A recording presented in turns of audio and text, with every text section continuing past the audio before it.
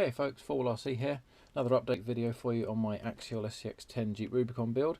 Today we're looking at electronic speed controls and motors.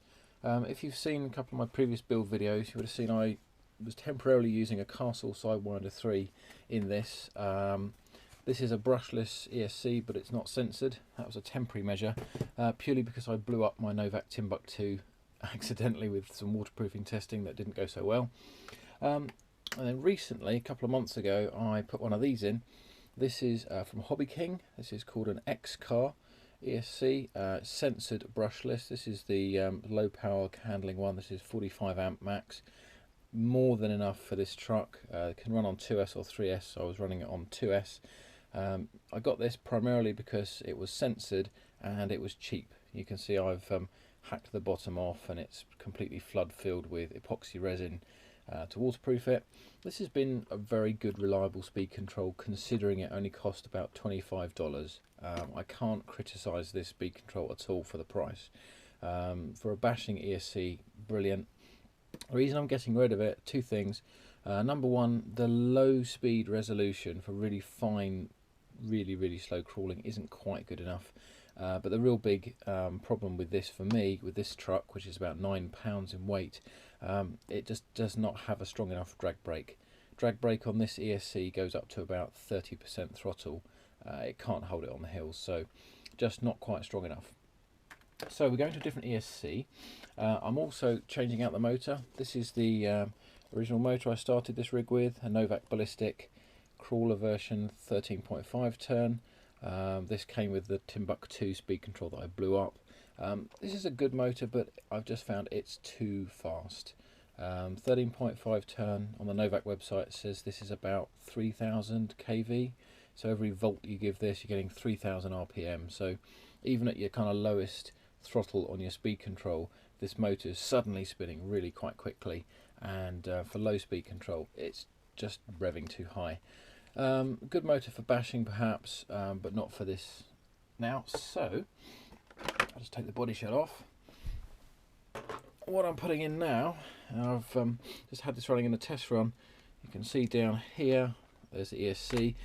This is a Tekin RS Gen2. One of the reasons that I decided on this against a Novak crusher I was looking at, this has got some really fantastic programming abilities and also allows you to connect this using the Tekin Hotwire programming box into an Android phone. So if you're out and about, you can actually reprogram this, which is really cool. It does have programming buttons on the ESC, but you can't access all the features through those. There's really detailed levels of programming you can do through the Hotwire software. And on the motor side, if I turn this around the right way so you can see it, we've now got a Tekin.